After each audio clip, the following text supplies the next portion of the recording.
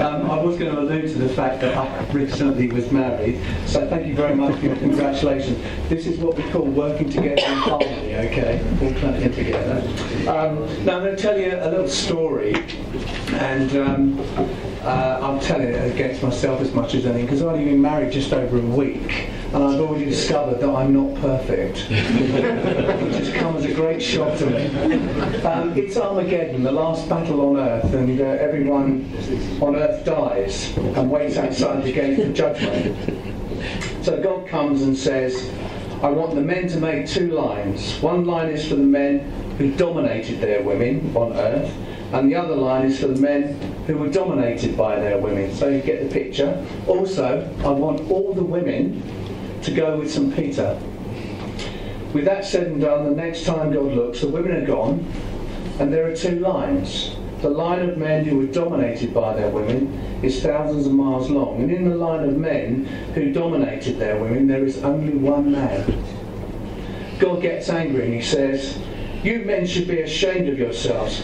I created you in my image, and you were all whipped into shape by your mates. Look at the only one of my sons who stood up and made me proud. Learn from him. Tell them, my son, how did you manage to be the only one in this line? Well, the man replies, I don't know, my wife told me to stand here. Shall we pray? You knew it was coming. Let us pray. In a world that often seems less secure than we imagine, we continue to pray for peace and a respect for all human beings of whatever creed, gender, nationality, religion, status or position in society or relationship with us. And we particularly continue to think of Holocaust Memorial Day. We also remember and pray for a sense of harmony with this creation and planet that sustains and gives us all, and more than most of us need, the resources to keep us alive and nurtured as long as we seek the good of our neighbour. Yet it's also a creation that also reminds us of its natural power and capacity to dwarf our efforts to subdue the immense riches and wonders of our world. As we use the power and responsibility to govern, let us be ever mindful of the weak, vulnerable, needy and oppressed in our communities. May God perhaps be in our thinking as council members tonight discuss the medium-term financial strategy, always hoping to rise to the challenge, deliver in unity and be committed to the community for the good and benefit of all as we begin this season and preparation in Lent, looking towards Easter. And we also offer our prayers for Heather Glynn, who is unwell tonight and not able to be with us. We pray that she may recover and be with us as soon as possible, he says with a smile on his lips. And the blessing of God Almighty, the Father, the Son and the Holy Spirit remain with us now and always. Amen. But don't tell her I said that, all right? Being recorded.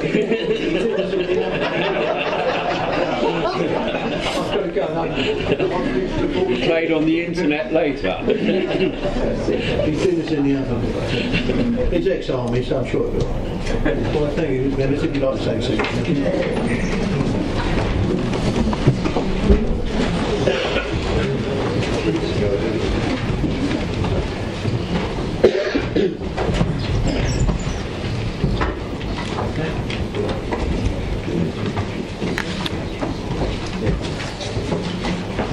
Members, just for those I'm sure you're all aware, I'd just like to greet and introduce you to Dennis Murray, our 151 officer, who will be taking item 3 this evening. Right, item 1, then apologies for absence. Thank you, Chairman. We have apologies in the office from Councillor Mrs Glynn, Councillor Gordon and Councillor Oakham. Thank you. Any other apologies, please? The members? Sorry? Councillor Carter. Yes, we got that. Right. Okay. Item 2, members, receive declarations of interest. And declarations? Okay. Then we'll go straight to item 3, if I may. I'll introduce Denise.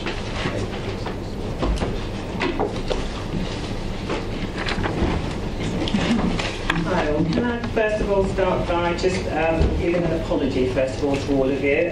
We've noted that in the time constraints and actually trying to get a detailed piece of work completed, we've noticed a number of small minor errors as we go through. And we don't believe that it sort of takes away from the overall content and key points within the report, but there was 2 that I just wanted to quickly bring to your attention. And that's 8.36, where it does make reference to the fact that it's approved in the council tax rather than the council tax as an illustration, and also to make reference to the fact that some of the portfolio holders are not appropriately aligned within the report. So again, just to give some apologies before we go through some of the details in the report. So then just focusing on the medium-term resource strategy. The strategy itself focuses on the period 2016 to 2021. Key focus is really trying to ensure that we have a 5-year platform upon which to deliver the actual business plan objectives that was agreed by everyone, but also quite keenly to ensure that we start on the journey to being self-sufficient going forward in the future and provide the types of services that we envision are the appropriate ones for our communities. So I think I just wanted to quickly just talk about some of the things that are actually incorporated within, but just giving a very quick summary. The approach that we adopted in actually drafting the actual overall budget was to actually try initially not to incorporate any inbuilt efficiencies. So we looked at the current 2015-16 forecast and used that as our starting point, as opposed to taking a more traditional approach and going back to the original base budget. This was around trying to ensure that forecasted outturn was the starting point upon which we then built on. We then focused collectively on what we call the known knowns. So again, thinking a bit more in detail about the impact of inflation on the 5-year forecast, and again the impact of some of the pressures and growth areas that we were familiar with that were coming through the details from the service areas, focus on fees and charges, financing of the routine capital maintenance, and similarly reflecting within the assumptions the changes that were being reported in the actual government grants. As a result of that, we identified a budget gap of just shy of £3 million. I think it's about 2.85 in the report. But again, it's been an evolving process and that's changed quite considerably over time.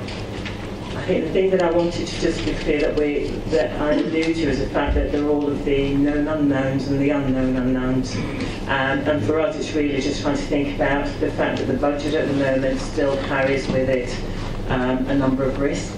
So there are risks around potential triennial pension actuarial valuation due in a few years' time. We still have some element of incentivised funding incorporated within the core strategy. And there are things that will come along to actually change the landscape. There's likely to be new burdens that are actually announced throughout the course of the 5-year plan. And also like to be things, emergencies that just pop up in terms of weather-related conditions, etc. As a result, in trying to ensure that we're prepared for that, we've again adopted an approach where we're trying to increase the level of our contingencies that we have for such things, and that's outlined again in detail in the report, and moving us to a position where we have contingencies that increase from 1 million to 1.5 million over the 5 years concerned, and also creating some earmarked reserves that focus on the specifics that we know and ensuring that we have an appropriate provision for those. So I think those are the key things in terms of how the budget is incorporated. We've also then focused on some of the incentive funding. One of the things that I noticed when I first joined you at Rochford was that we had incentive funding of which we had built into our base budget, and wanting to actually move to a position where we were actually reliant on core funding for core activity and utilising incentive funding in a slightly different way. I'm happy to say that the approach adopted now enables us to actually utilise that slightly differently and focus on investments that will actually generate economic growth within our communities, and also enable us to invest in things that are actually going to help us to be sustainable going forward. The area that I sort of wanted to bring to your attention, and you may actually have noted a supplementary schedule that we have here. The budget at present was based on the provisional financial settlement that was announced on the 17th of December. The final settlement was always due, it was due actually on the 5th of February, but it didn't arrive until late last night. So we sort of had a quick look to sort of very quickly analyse what does that mean for us here in Rochford, and I've summarised this in the supplementary paper that we've tabled today. So I think when we met recently, we talked a little bit about the assumptions that are being made by central government in terms of our funding ability, and we indicated that there are assumptions that move away from a council tax freeze grant to additional support being provided through council tax. This has come through more evidently now with some of the further changes that have been proposed in the final settlement. There's an acceptance that the change in the 2% referendum threshold only impacted on county and didn't go far enough, and that there's an ability for district councils to increase the council tax that they charge up to a new referendum threshold of £5 per actual Band D council tax base. And what I've basically incorporated in the analysis is the breakdown of that, but also giving you a breakdown in the first line of the assumptions that are based around a 2.3% council tax growth and an increase that's aligned to CPI of 1.75%. So that gives an indicative for 2006-7 of 6.647, which compares to the figure that we have, 6.5 in our budget at present. There are two further key changes that I just sort of wanted to bring to your attention within the financial settlement that arrived yesterday. One was around the new homes bonus. And whilst there's an acknowledgement that the new homes bonus is still under consultation, what's been proposed at this stage is the revision based on the envelope that's going to be aligned for each of the financial years, and a pro rata of the funding based on what we received for 16-17. So it's sort of saying, actually, be prepared for some reductions in this area, but again, giving indicative figures. So I think our approach again of actually ensuring that that's outside of base is sort of the right one. The other change that was announced yesterday was a new transition grant, and if you recall, there was a change in the methodology of which the revenue support grant was being reduced, and we talked about the fact that Rochford had been quite severely impacted with a significant reduction amounting to 96% in the first 2 years. There's been a recognition that in many areas that's too steep to absorb within the first 2 years, and an additional funding of 150 million has been set aside across the piece for the first 2 years of the changes, and that equates to circa 95,000 per year for Rochford. So that's an improvement in income that we hadn't anticipated receiving. So the table again just summarises the financial settlement, the movement, and also what we had built into our MTRS. So the proposition for ourselves then is to actually revise our new homes bonus incentives figure in line with the lowest of the common denominators. So actually either our forecast, if it was lower, or the actual envelope that they provided for each financial year, but also to incorporate in the funding the 95,000 transition funding, and actually as a result of that reduce the reliance on reserves to bridge the budget gap for those years. So again, subject to approval today, it will be our recommendation that that's one of the changes that we revise in the NTRS. So I think finally, just to sort of say that actually the propositions themselves, the propositions themselves over the 5 years amount to 2.5 million. The focus has been on 16-17 and ensuring that we have robust due diligence undertaken and have a balanced budget for 16-17. We're trying to create a platform for future years which gives us the opportunity to be able to actually move forward with some level of certainty, but recognising that some of those concepts that are put forward for future years may need to have some further work undertaken and some further due diligence to finalise. So the request for today will be to endorse in full the 16-17 and agree that we continue to finalise the work that we need to on the residual concepts and ideas that we have identified in the future years. And that's it really. Thank you very much. I'll take some questions in. First, if I may, start with Councillor Simonson. Thank you, Chairman.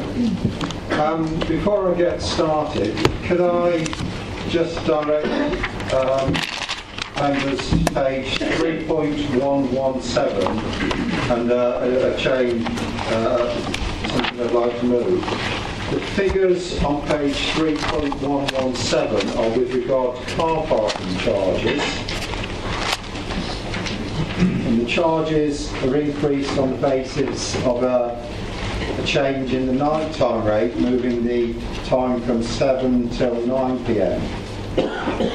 Looking at the second little subcategory, Webster's Way, Mill Hall, what I would like to move is that the parking band remains to stop at 7 o'clock, so parking charges remain up until 7, not until 9, but the 3-hour charge moves from £2.40 to £2.60, and the 4-hour charge moves from £2.90 to £3.30. In terms of revenue,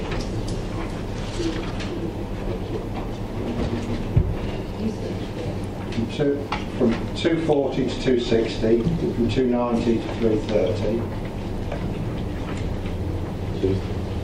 Yeah, and the revenue generated by that would be the same as the revenue generated by the figures that you see presented before you. And Mr. Houghton has confirmed that those figures do match up, but obviously there's a usage factor there that may be influenced. So that's the first element. Members, there's an awful lot of us here tonight.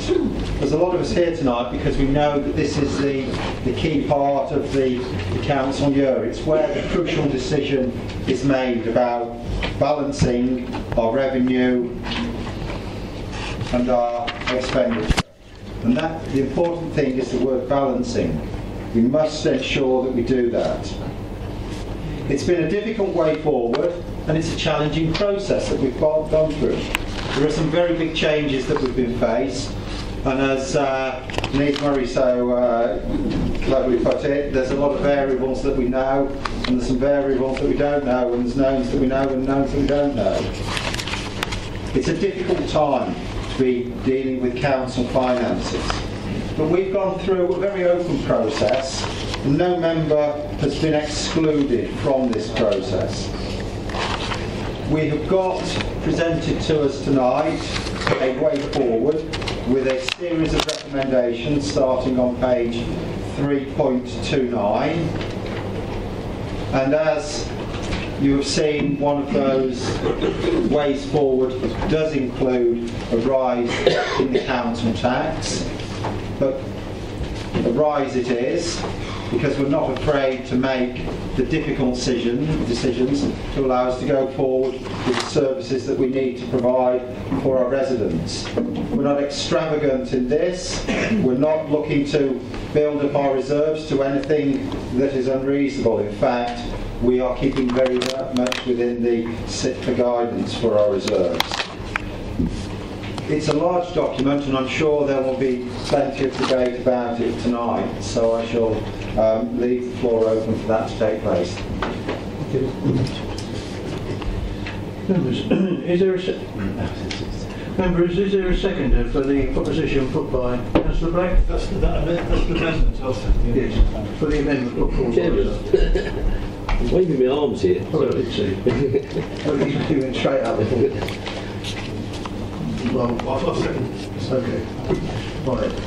Members, are we agree with that proposition or amendment? Agreed. Yeah. Not convincing. Right, thank you, members. I'd like to call on Councillor Terry Pepper. Chairman, the first thing I was going to do was to second the motion. I apologise. That's why I had my name on the list. Nevertheless, I'm pleased that it's been seconded, and I'm pleased it's cross-party as well. So that makes some sense, and that makes perhaps our job a little easier this evening. Having said that, Chairman, I know a great deal of work has been done by this, and I think members will congratulate Denise Murray on all the work that we know that she's put into this, and the team, and officers, and indeed the members, in coming forward with a budget that actually looks to the future. The future could be a bleak thing when you look at council finances, because we're in a situation where we're having less and less income, if you like, as a council, but we're getting more and more things thrust upon us, and there will be more things thrust upon us, as Denise has already said, but we've got to be in a situation where we can get more for less. And I think this does achieve that. I think it's great that we've got the new investment board, and that's cross-party, Chairman. And I think there's genuine enthusiasm from all sections of this council to make sure that that is a success going into the future. And I'm really pleased about that. Chairman, I think as a budget, as I say, it does look into the future. It really does encompass all that we can know that will happen within the future that is known at the moment. I'm pleased to hear about the new payments that are coming forward, but nevertheless we have a real challenge into the future as far as what we want to do. So I do commend the budget, Chairman, going forward. Thank you. Yes. Councillor John Mason. Thank you, Chairman. Sounds like the voice is going to go before the end. Maybe a blessing. Oh, Helen's left, so maybe I won't get a blessing. Okay. I'd also like to echo Councillor Cutmore said about, I'm really pleased to have such a good 5-year plan in front of us. It's much better than we've had in the past. I don't seek to blame people for not producing a plan as good as this, but we have had the opportunity of new 150 officer looking at this, who with the team has come up with the team, not just of finance, but also the assistant directors and directors, to actually come up with a view on the future. Denise did point out that the concept savings were just what they are. There is a lot of feasibility work to go into those, and we shouldn't accept them as simply being, those are definitely going to happen as they are. They may not. One of the things that our residents always look to, and I don't think there's a resident that hasn't passed me by recently who hasn't said, what's the council tax going to be? So they're always concentrating on the current year. And it is the current year that we know most about. So don't be surprised that I'll be talking about the current year rather than the immediate future, because I know they're going to go through stringent further tests. I won't be opposing this budget because the majority of residents already know where we are and how we got here. They knew last year there would be severe cuts in local government funding when they went to the polls in the general election, so no surprises. But nevertheless, our current year still needs explaining to them in terms that they can readily understand. Sadly, they won't all be as interested as we were to go through the multitude of pages and see the picture as a whole. So what I've done is actually sought to bring some of these headlines into terms that are normalised with each other. Some of the increases are in council tax, and indeed 1.93% is. Some are in fees and charges, and there's a very big schedule for that. And others have involved reserves. And we've already heard that our reserves won't be raided as much as we expected. Nevertheless, it takes a brave man to read all of this and form a very quick view. And we have the press here, who will obviously be as interested as anyone to actually get that compartmentalised view of the budget. I have converted fees and charges increases and reserve uses into council tax equivalents. So we've actually started with the budget survey, where our residents, 60%, actually turned around and said we would be happy with a small increase. And that's what we've given them. We've given them a small increase of 1.93%. But of course, there have been changes that could allow us to go further than that, but that's the proposal here. I'm quite happy to support it. All of our fees and charges, this is the total of fees and charges in the schedule, are expected to yield a further £400,000 this year. Now, if you convert that to council tax, it comes out at 6.6%. So you've got 1.93, there's no prizes for keeping up.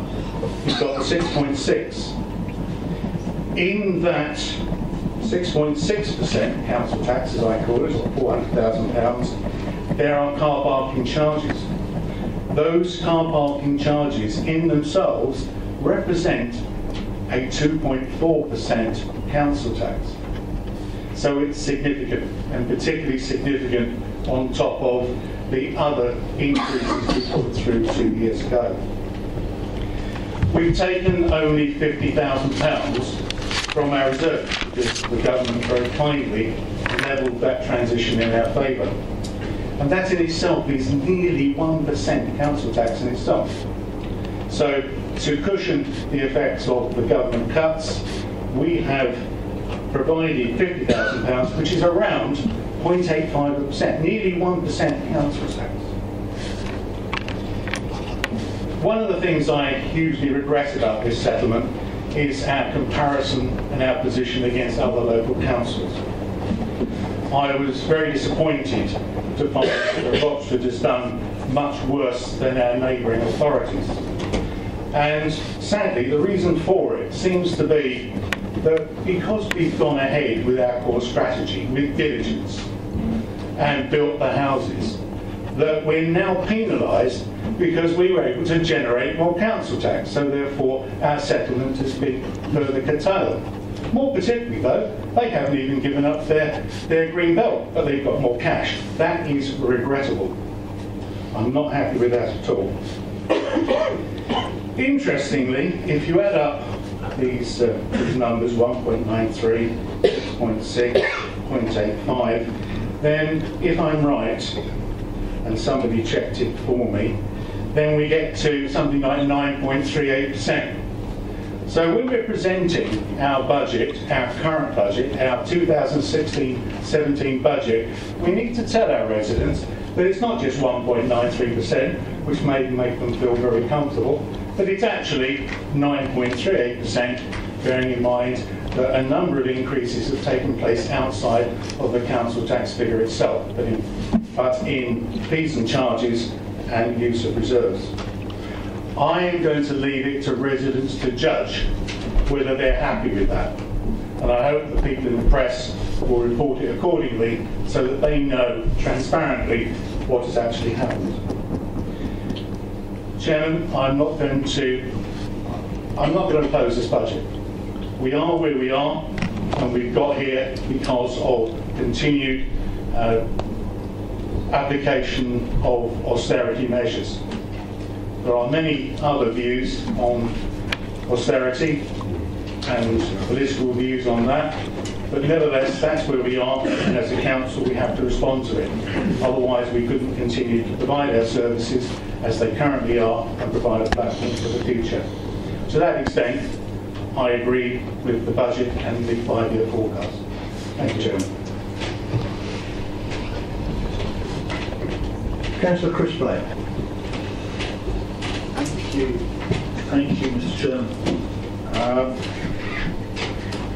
As Councillor Smith said, we're here tonight with a lot to discuss. I'd like to begin at a very small level, in the minutiae. We were asked the questions in advance, and one of the questions I asked, I think is what the answers were repeating to members. If you look on page 3.106, at the back, under voluntary grants, it apparently shows a £30,000 cut in grants this year. I've checked the offices, that's not correct. It's to do with the recharging of room hire, I believe. So we can rest assured that there isn't a £30,000 cut in grants this year. I know there's talk about a cut, I think 10,000 in next year's budget. That's something I won't be supporting next year, but that's not for tonight. Car parking, sometimes it's delightful to hear Councillor Smith speak. The second that. I spent last Friday visiting 11 restaurants and one bar in Rayleigh, and I only had a half pint of beer. Talking to people there, staff there, managers, about the proposed exceptional hours. And of the 12 places, 9 of them were concerned and very concerned. The number of these, some felt most of their traders before 9 in the evening, it would hit them hard. Others were concerned about staff. They had to pay for their own parking, which impacted their staffing costs. There were also concerns about on-street parking. It's also my concern actually that people coming to see us, the council meetings, have to pay. So I can see there are two sides to it. There are those traders during the day who say our customers have to pay, why shouldn't the restaurants have to pay? But we already know there are people who will not come to Rayleigh to shop, full stop, because they don't like the principle of paying for car parking. They won't come. And we would lose restaurant trade in the evening from those people who would not come, and that's a principle, but it's don't like the idea. It spoils their evening having to pay. So I felt the proposal being rushed in was very hasty. I'm glad to see it's been amended. I'm delighted to hear that. I'm also pleased to see we've got a little bit more leeway, as Denise said, from the government. We have a lot of hard-working staff, and not only in the finance department, because I share Councillor Mason's comments, this is a good budget book. It is well prepared, but we've got staff all over the council working really hard in difficult circumstances. We've got the public who are working hard as well, and we get a very high, we're one of the best councils in the country at collecting council tax. You know, we're good workers like that, and we do our best. We are not being treated fairly by this government. And if I've only got one regret tonight, I haven't heard anybody actually criticise the government. Well, you said, sorry, you were spoken too polite about it. I noticed in the officer's report on page 30 at the bottom, it talks about, while such changes are unusual, the late, unexpected and acute assessment methodology. I think that is fairly delicate criticism of the way the government is operating. It's not treating us fairly. If a restaurateur could complain that we hadn't consulted them about car parking charges, we could certainly say to the government, you are treating us like mugs, whether we're Lib Dems, Independents, Labour, Conservatives. You are treating us like mugs. And George Osborne is making Conservative councillors take the hit on and having to deal with these things. And you're having a hard time, and those comments need to be reflected back to Mr Osborne and his colleagues. I don't think we as a council aren't being treated fairly, and neither is anybody else. Yeah. So I will support the council tax increase tonight. As I said, I'm concerned about the cut in grants next year. I don't think necessarily, hopefully we're completely heading to what we need to tonight, and we can avoid that next year. If it was one other little niggle I'd have, it's to do with one of the little smaller cuts in services we've had this year, is that we no longer send paper plans as councils. That may sound trivial, but it has an impact on how parishes can look at planning applications and represent their villages. So thank you for listening and giving me a lot of time, Chairman. And that's just any major developments I'll be supporting tonight. Thank you. Councillor Michael Boyd. Thank you, Chairman. I'd like to echo Councillor Mason's comments and say that in general I do not oppose this budget. In fact, some of the concepts being applied for 2016-17 onwards are ideas that we put forward as a group last year to some extent, not all of them, some of them. So I'm pleased to see that they're being taken on board. However, I do have reservations over some of the specific increases in fees to bring about a balanced budget. Some of them have been addressed by Councillor Smith earlier, but mainly I do have concerns about the increases in parking charges still. I've queried this with officers and have been assured that increasing charges and extending the time further into the evening, which I now know is not relevant, will not have a detrimental effect on high street trade, whereas in the words of the officers who completed a briefing on this, the price of tickets is not prohibitive to the use of car parks, which I take to mean it doesn't affect them. Also, charging for weekends in Hockley Woods in particular does not chime with the original reason for introducing it, as we were originally told it was to discourage all-day parking by commuters and local workers to free up spaces for leisure uses. So I'm not unsure how that fits in with it. Putting that aside for a moment, I do have problems with other concepts being put forward as well. For instance, are we really going to raise £12,500 for Great Wakefield Leisure Centre? I think it's 3 years we haven't. I'm not sure what's changed now that we will. And again, we're told that Windmill will increase its income by about £5,000 a year, when previously we've been promised that and it's struggled to do so. So I've asked questions, as Councillor Black obviously has as well, around how reliable these figures are and for other of the budget raising aspects as well. But I have been assured by officers that they're confident they can achieve these, so I'll have to accept those. In future years, which I know we're not voting on now, but I think it would be remiss of me not to mention this at this time, there are other income generating ideas such as charging for green bins, cost savings generated through contract renegotiations, reducing some bin collections, and the closure of public toilets, which is raising its head again. As I've said already, officers seem confident that the values in these changes and aspirations, I call them, or concepts, I'm going to remember these words, are achievable, which they may well be. But to me, they're moving away a bit from what the concept of a council is about. It's supposed to be here to, I think, to provide a universal service to residents where they can be able to achieve them on their own. So that's my daughter phoning me urgently there, no doubt. We're now clearly moving into an area where charges and fees, such as parking, are being used to subsidise other services. Due to the cuts being made to this council by central government, by the Conservative government of this country, and what we must assume, I speak to Conservative councillors in private and they may say something different, but when we see Conservatives in this council, they are supporting the cuts, and I assume they're therefore supporting the Conservative government, which means they're also supporting the cuts to this council. As I said, I will not be opposing this budget, but some of my concerns over the charges, I feel I'll be abstaining. Thank you.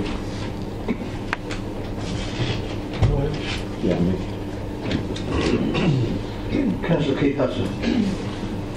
Thank you, Chairman. I just want clarification from Councillor Smith with respect to his original motion, which we've actually voted on, and that it does incorporate the 3 and 4 hours which comes under the mixed, including the freight house, because that includes Rochford and the Backland Cup. It does. I didn't recollect you saying that, I just need that confirmation. I wasn't fair enough with that.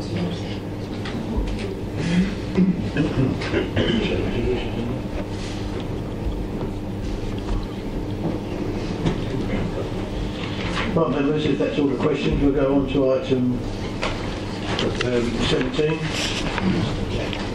Recommendations. On page 329.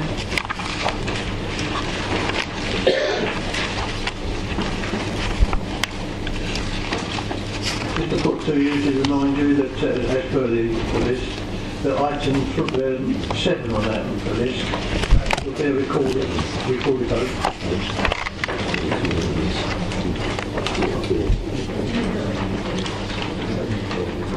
We recommended it's a recorded vote, and also item 11 on that list will be deferred until the next council meeting. So if we can start with the beginning then. First item there, under section 17. Are we agreed on that budget? Agreed. Agreed. Item 2, the net cost services. Agreed.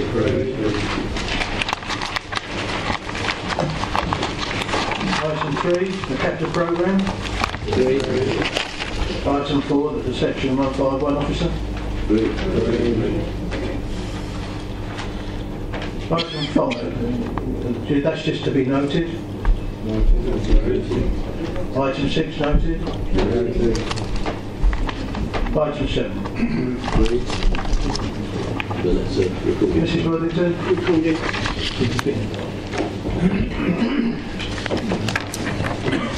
Councillor Black.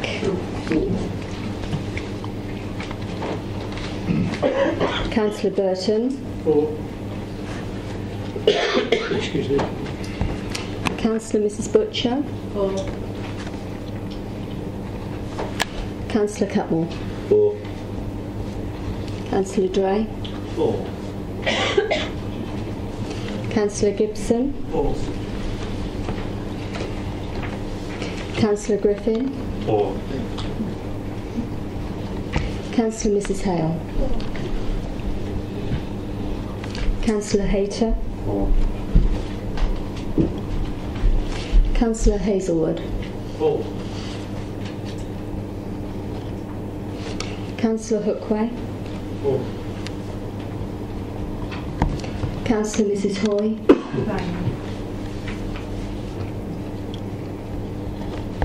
Councillor Hoy. 4. Councillor Hudson. 4. Councillor Yonu. 4. Councillor Lorman. 4. Councillor Mrs. Lumley. Councillor Maddox. 4. Councillor Mrs. Mason. 4. Councillor Mason. I'm going to photograph this. 4. Councillor Mrs. McPherson. 4. Councillor Merrick. 4. Councillor Mrs. Pavlin. 4. Councillor Mrs. Rowe. 4. Councillor Seegers. 4. Councillor Smith. 4. Councillor Softly. 4. Councillor Mrs. Spencer. 4. Councillor Sperring. 4. Councillor Steptoe. 4. Councillor Ward. 4. Councillor Webb. 4. Councillor Mrs. Weston. 4. And Councillor Mrs. Wilkins. And 4.